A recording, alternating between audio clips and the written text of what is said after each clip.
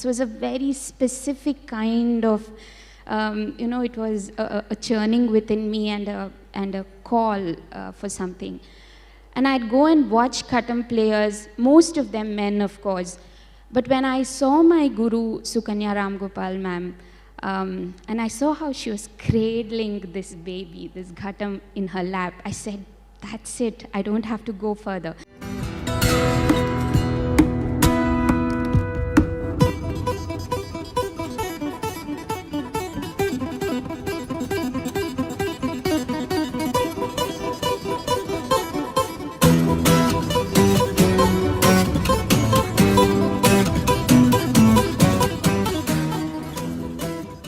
The first conversation is about something so familiar that we could almost be blinded by it. It's the clay pot. It's literally the most fundamental image of India, something we possibly see 1,000 times a day in our lives, and we don't think about it. But here is a musical instrument that is something that's very, very rare. It's a subversive tool. It's, of course, part of the Carnatic classical tradition, but it plays a role that is something that we are blind to when we're just listening to it as music. And to make that role visible, we have a fantastic speaker today who's also a player. She didn't want me to introduce her like that, but I can't resist it, which is that there are only, well, approximately 10 women players across the world that play the Ghatam, but there are only two. There are only possibly two that have a public profile, and that is Sumana Chandrasekhar and her guru, Sukanya Ramgopal. So we are very, very privileged to have Sumana Chandrasekhar here today. She will evoke the mystery of this humble little pot, why it has a power that is beyond its shape and what we look at it for, and why she believes that it is literally the vessel of the primordial sound of the earth. So ladies and gentlemen, please welcome on stage Sumana Chandrasekhar.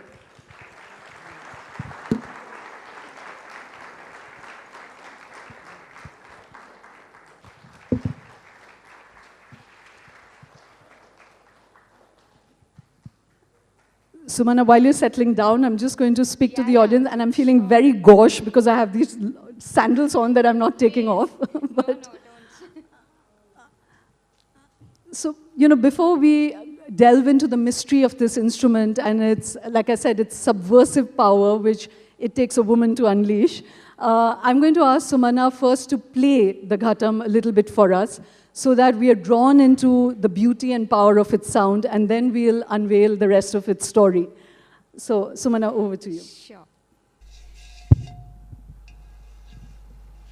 Can we have the EP on, please?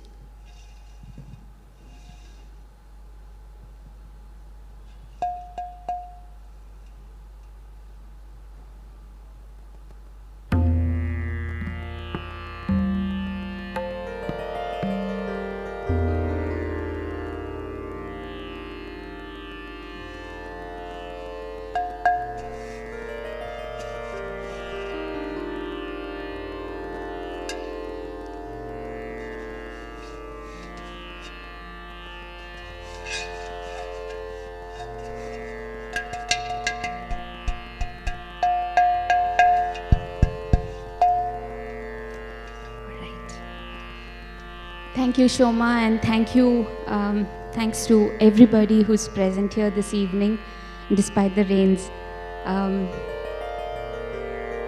I think in India, to the Indian mind that is steeped in mystic philosophical thought, like Shoma already mentioned, the clay pot is such a ubiquitous instrument, and to the Indian mind, it's not very difficult to make connections between the body and the ghat. Mystic saints from across several centuries have always spoken about this, and I'd like to begin this evening with this lovely verse by none other than Kabir.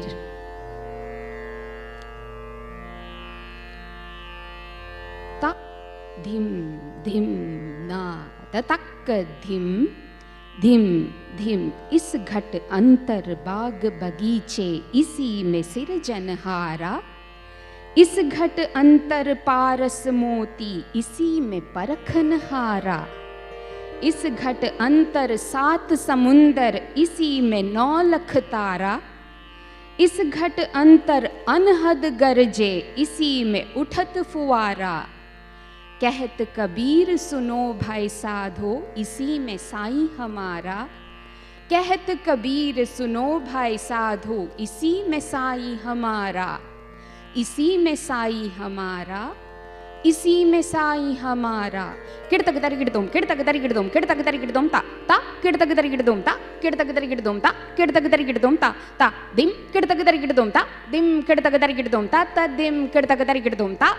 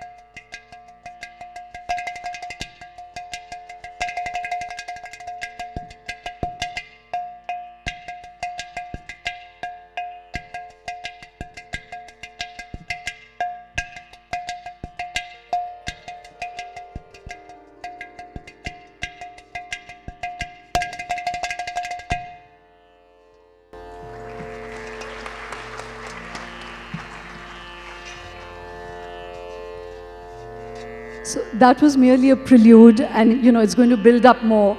But Sumana, I kept some of the best stuff to now start speaking of it. That the Ghatam was first spoken of by Valmiki in the Ramayana. And like we said, it's such a humble pot that we don't think of it. Yeah. But yet you came to it in your, you said, sorry, can we just turn down the... Yes.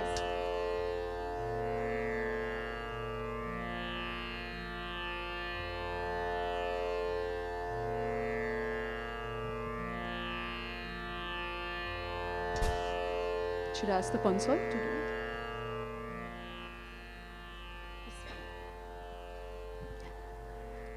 So, you spoke of it, it's literally like the Kabir of the music world, because it's subversive. Yeah.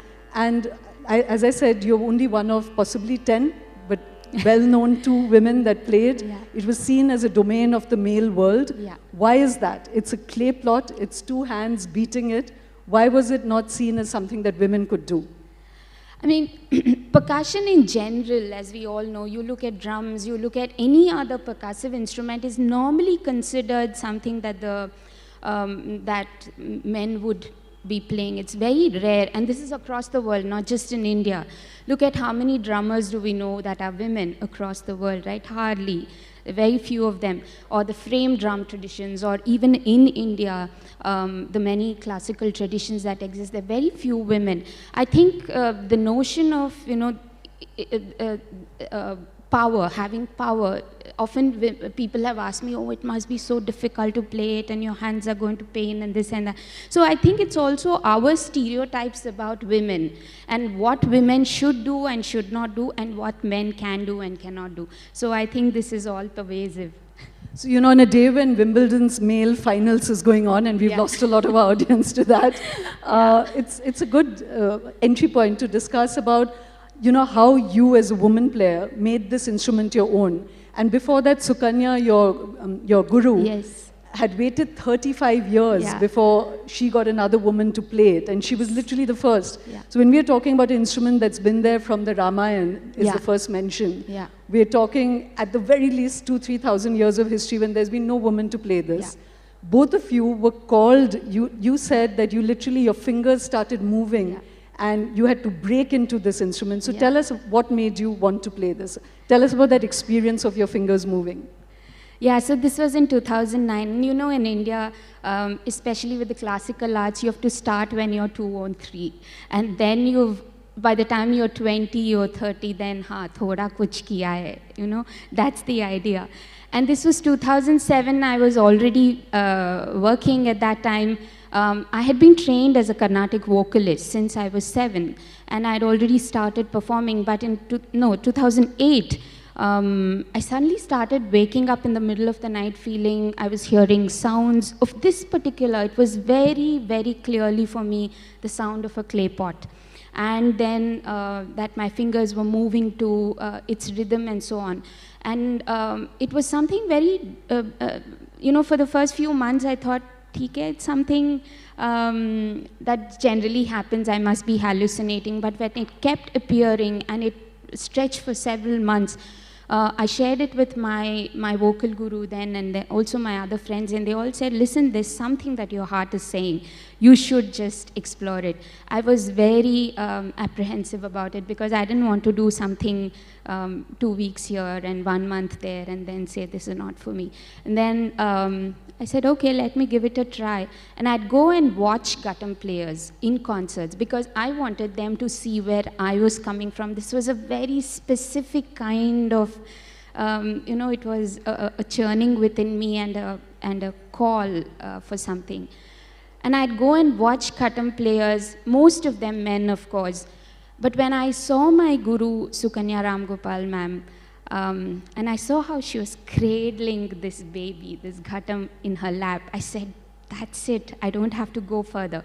But then I went into another few months of questioning because I didn't know if I could go and ask somebody as senior as her, will you take me as your student? And I don't know anything about percussion. So after, again, with a lot of trepidation, one day I called her and she said, okay, come. And the second day of my class, I saw in the middle of the class, she had tears in her eyes. And suddenly we stopped and she said, you know what? I waited for 35 years to get a female student.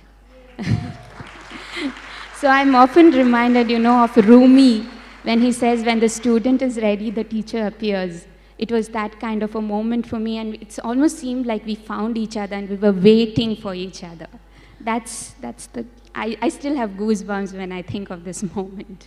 But it's so strange because when I was reading about Sukanya, that she too had that experience. She had a feel as though she was getting a call to play this. So it's almost like the earth was calling both of you to release it from male dominance, So I wanted you to share the story. In fact, Meenakshi Amma's on screen. Yes. That this is now the third element of the woman in the making of this pot. So there are finally 2 players playing this on stage. Tell us the story about the making of this pot and the role of a woman in it. Sure. And also, what you were sharing with me earlier, that you feel it's not just why I mentioned the Wimbledon, you mentioned power and speed, which is seen as a male physical attribute. But the actual making of the pot is actually a woman's domain again. So share the story of Meenakshi Amma with us, please. Yeah, so this question that what my guru said to me, that she had to wait so long, it kept bothering me. And one of the things I started asking myself is, why is it that no women came to her earlier? So it was really a bug in my head. So that was one major question. The other question was, I was also trying to figure out my own identity in this whole lineage of Ghatam players. Who am I as a woman in this tradition of Ghatam players, and whose sort of parentage can I claim in some way? And the third element was that I really wanted to understand the materiality of this instrument. Like, what is this thing that I'm playing on? Where does it come from? So all these questions put together, sometime in 2012-13, I think, one December, I decided not to go to Chennai for the music season. I went straight to Manamadurai, where this Ghatam is made. And I requested the family if I could just stay with them and learn Ghatam making. And they were very gracious. They welcomed me into their home. And the main person there was Meenakshi Amma, who you just saw on the screen.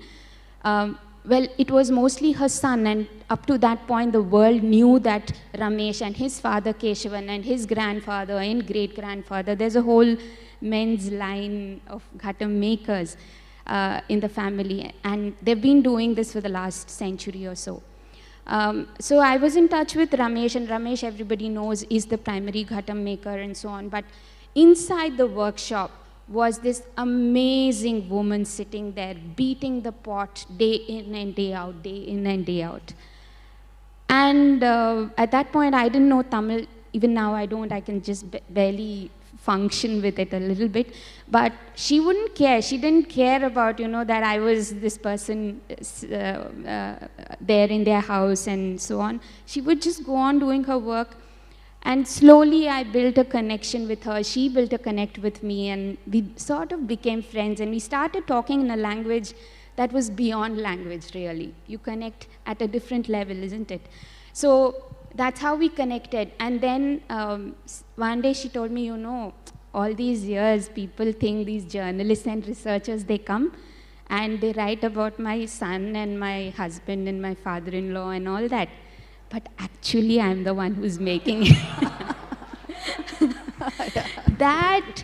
That gave me all my answers. Here was this woman who was making it, and here was my guru, who is the only woman, the first woman in India who's playing it. And they became like the pillars who I'm sort of their child. I feel like these are the two gurus whose energies, whose inspiration I draw upon. And, she was sitting in that little workshop, unknown to the world, almost mocking at the whole world, saying, you guys think you're playing a male instrument, what rubbish.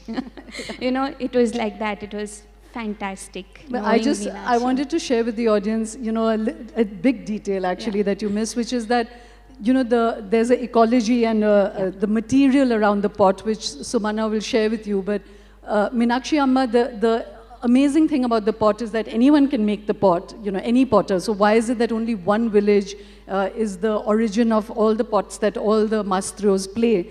And it's because Meenakshi Amma beats this pot 3,000 times for it to get that tensile quality that will withstand all the beating that happens, So it's literally she that's beating the sound and the sound of the earth into the pot. Yeah.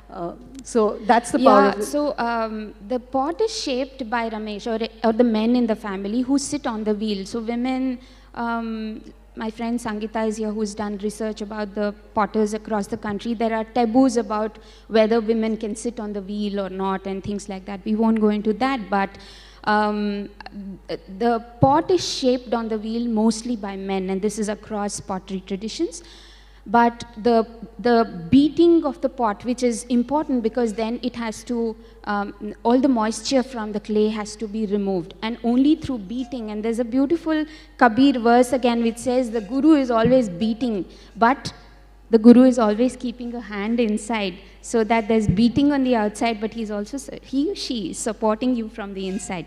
So that's what Meenakshi Amma does. She puts the hand inside, and she's got a little tool which is shaped like a, there's a flat surface with a stick, and she goes on beating. So it's about 3,000 times. It's painstaking. It's very, very hard to do. That's laborious. So she does that until most of the moisture in the clay is taken out. And slowly, when the moisture is sort of going away, you hear the sound slowly emerging. It's almost like she's breathing life into that pot. I've got a video where this entire process, that one moment when suddenly you hear that thing coming out of the ghatam, it's like, the baby is born, that kind of a feeling. Yeah, that's beautiful, Yeah.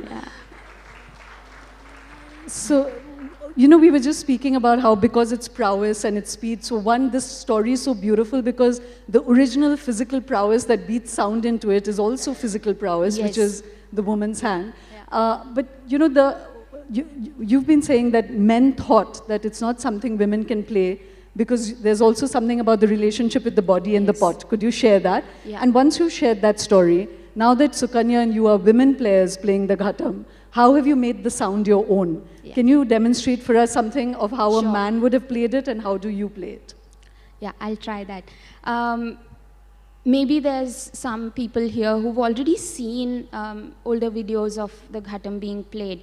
And in a lot of older videos, including videos of Shakti, where my guru's guru, the legend Vikku Vinayak Ram ji, has played, you might have observed that he's often playing shirtless. And there's a reason, it's not for nothing that this was done. A lot of men, and mostly men of course in the past, would play this because this mouth of the ghatam, when it comes into the into contact with the body is where the air, you can play with the air column inside this mouth. So that's where you create certain sounds. And then, you know, what happens then when you place the ghatam on a woman's body? Will a woman be able to bear her midriff? Is that acceptable? The other question is, will Indian women do it? Because I was sharing with Shoma earlier, there's a 1968 or so article in Tamil which says, can women play the ghatam? That's the headline of that article that came out. So there were all these questions, debates about, oh, can women play it? Can Indian women play it? But, you know, women outside the country, it's okay for them to bear their midriff, but not in. So there's all the politics of gender that comes into this. So how do women then play it? My guru, of course, she's figured out her own ways. There's a lovely article, and this is also the reason why we need to write women's histories. It's so important because histories are often written by men about men, and it's important for women to write their own histories, to understand how the gender politics has played out, you know, in society. So when the ghatam then is placed on a woman's lap, and then, of course, now even men do play with shirts. I don't think there's anybody who sort of plays bare-chested. But when women do it, so my guru, when she started out and she wanted to try this out, she would slightly part her pallu and see that, you know, she played with the sound. And this is something that is documented by C.S. Lakshmi, who is one of our greatest literary figures. She writes in Tamil, and so she runs the Sparrow Archives in Mumbai, and she's collected a lot of these women's stories, and this is from an interview she did of my guru 30 years ago. And I have known of this only because Lakshmi documented it. You see, that's the reason I say it's important to write women's histories. So the sound, for instance, and it's not just about production of certain kinds of sounds. It's also, we were talking about the speed, we were talking about a certain kind of maybe even aggression. With percussion especially, even as connoisseurs, as artists also, we are constantly trapped in this framework of speed. The faster you can play and the more power you can use, the more aggression you can use.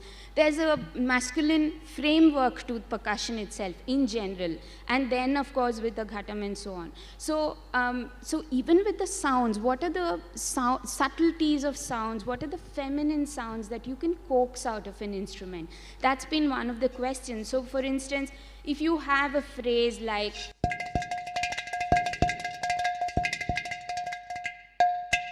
something like that, and how do you explore a feminine side to that sound? And this has nothing to do with the body of the person, whether it's a male body playing it or a female body. That's not the point. But there's also a femininity in the playing itself, in the sound itself.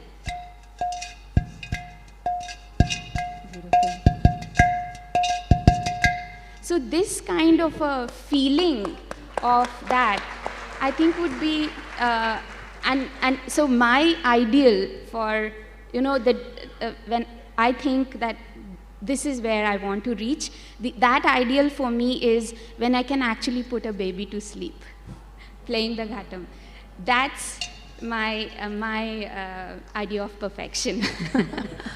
You know, Sumana, it was so starkly different, you know, the way you played that. Yeah. And because it's coming out of mud and clay and the earth, I don't know, at least for me, I don't know if it's the same for the audience, but it evoked also a relationship with nature and with earth. You know, one is of dominance and the other is of cajoling and of planting and nurturing and, you know, like making something grow. There was such a distinct difference in that.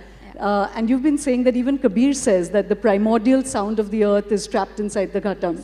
So how you relate to it is actually a wonderful metaphor for how we relate to the planet as well. Yes. So, you know, I'm going to treat the audience very quickly to, when I was writing her up and inviting all of you, it's again, it's kind of indicative of her state of mind and how they're trying to change the conversation around the ghatam, that she didn't want me to speak of her as a ghatam master, you know. She said, we don't want to master our instrument, we want to surrender to it, you know. So that's how much of difference there is in the vocabulary. But very quickly, Sumana, sadly because of the rain, we have kind of lost time. Yeah. But before we go into the actual playing, the other way that you've described the Ghatam is almost like a literary character. You know, it's a subversive jester, shaking up social hierarchy, social meaning. Can you share with the audience, like, what is this literary journey of this instrument? Sure. So if one looks at performance traditions across India, mostly traditional performances, you take a Yakshagana, you take a Kooth, you take any of these forms, you will always find a Vidushaka character, or who's also playing the role of a Sutradhar. And this Vidushaka is he's the fool, or he's the wise fool. And when I say fool, it doesn't mean she or he lacks wisdom, but it is the quality of being not clever, and the quality of being guileless. In Hindi, it would be shatir, I think, like not shatir. Like, and guileless, cunning. Yes. Guileless and very simple and very straightforward. That's the Vidushaka character. And very interestingly, when you look at the history of the Ghatam, which is sadly very scantily documented, and what I've found is only through oral histories and with interviews that I've done of Vikuji and others. One of the things that was beautiful for me to realize is that the Ghatam players in the past would always be invited to, you know, a very serious performance as comic characters. You know, they would come, and in the middle of a serious performance, you do something, you toss up the Ghatam in the air, you play it upside down, and you play it with your knuckles and your wrists and things. So it was almost like a jester. They would invite this person, play for a few minutes, and then go back to their serious performances. So the Ghatam has been this Vidushak character in some ways. And if you look at all these Vidushak characters in our different performance traditions, we realize what a powerful character that is. This Vidushak is often, you know, maybe he or she would come on stage and get off the stage, but there's somebody who are conscience keepers of society. There's people who understand everybody's mindset. They also are aware of hierarchies. They are also aware of the social fabric, and at the same time, they want to diffuse conflicts that might exist in this. So it's a sort of a very a harbinger of peace in some ways, and it's also a very conscious, aware person. And I like to imbue, and I like to think of my Ghatam as being imbued by the spirit of this jester, or the who's on the margins, but not quite, you know? Yeah, and so we'd love to make you draw out the language of the Ghatam now, but I just wanted to share that, you know, with Sukanya and Sumana playing, you know, we were saying like this is an instrument of social subversion, because like she was saying, from being the lower caste, marginalized instrument of the great Carnatic classical tradition, it has now moved center stage because of the women, and of course because of, you know, Viku's amazing maestro playing. It's become an instrument in itself. It has its own voice. But now with the women, where earlier mics would be shut off, they'd be double marginalized, they'd be sidelined. It still continues, by the way, not would be. Okay. It happens even now. Yes, but just by virtue of them having intruded themselves into the conversation, here we are, 500 people, celebrating a woman for having broken into this tradition and making it her own. So today, in honor of the Kabir of the music tradition, we'd love you to play Sumana, and play it as a man, play it as a woman, play it any way you want. Let's drop the gender and just your relationship with the instrument. I think as a society, we function in binaries, and that's such a sad thing, because we lose out on all the in-between spaces that exist. I'd like to remember Vikuji's father, Harihara Sharma sir, when my guru went to him and asked, please will you teach me to play? And actually his son, Vikuji, said, no, it's not for her, you know, it's going to be very difficult for her. And then Vikuji went off to the US to teach in at Berkeley University. Vikuji's father was such a forward-looking man, and he said, the instrument doesn't know whether it's a man or a woman playing it. So I'm going to teach this girl. And it was his vision that led to, finally my guru learning it. And by the time Vikuji came back from the US, my guru had already sort of been, she had already gained some amount of expertise in the playing. So, so yeah, the point is that the instrument doesn't know whether it's a man or a woman playing it. And why should it anyway? You know, we didn't have time to delve into that. One, it's a beautiful end to this man-woman conversation we are having, that finally it was a man also that broke with tradition and taught Sukanya ji. Of course. And also this calling, which Sukanya and Sumana both spoke of. Strangely, Zakir Hussain, once before, when we were doing this conversation, there's this tradition of the chilla with musicians when they have to go away and be in conversation with themselves and live in isolation for several weeks. And he came back with a tal which he had not been taught. And his father said, how on earth do you know this tal? And he said, he described a figure that had come to him in his dreams and taught the tal to him. And his father said, there's no way you can know this because you've never met this person. But it was his father's guru, So it's strange, the calling of the instrument, and these are first-hand spiritual stories. So the mystery remains inside that. And I'd hand over to you to evoke it. Yes, sure. And just a quick line about the calling. We spoke about this as well.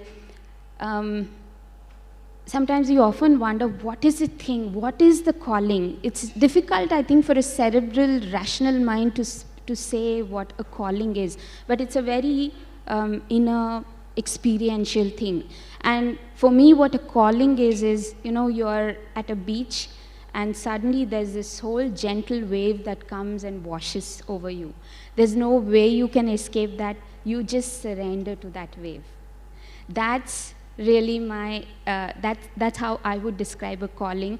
And you can't fight with the wave. You can't do anything. Now you're fully awash, and you just surrender. So that's a calling, and I'm very glad to have been called. I really think that it's not our individual dreams, and I don't believe in that. I'm very anti-Anthropocene that way. I really think that we are their instruments, and these fellows take us in the way that they want to go, and they pick people and say, hey, you do this work for me. So I think I'm her instrument, and I'm very grateful that she's called me to do whatever she wants me to do. So I'm here, and so both of us together now, we share this little piece of music. Hope you'll enjoy it.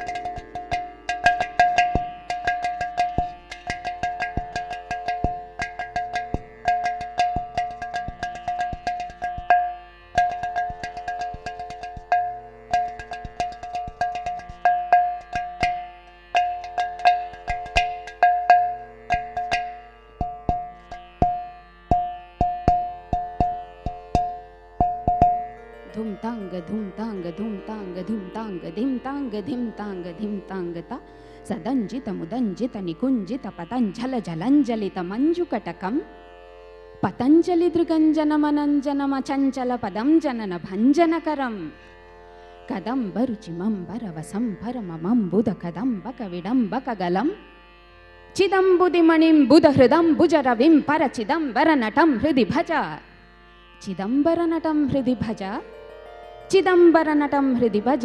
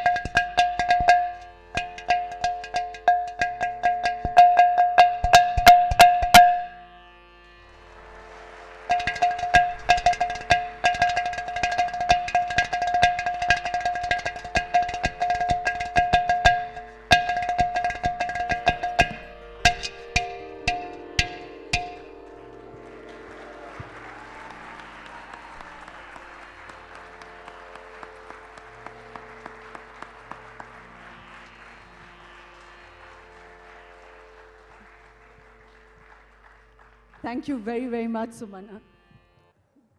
That was breathtaking. Thank you.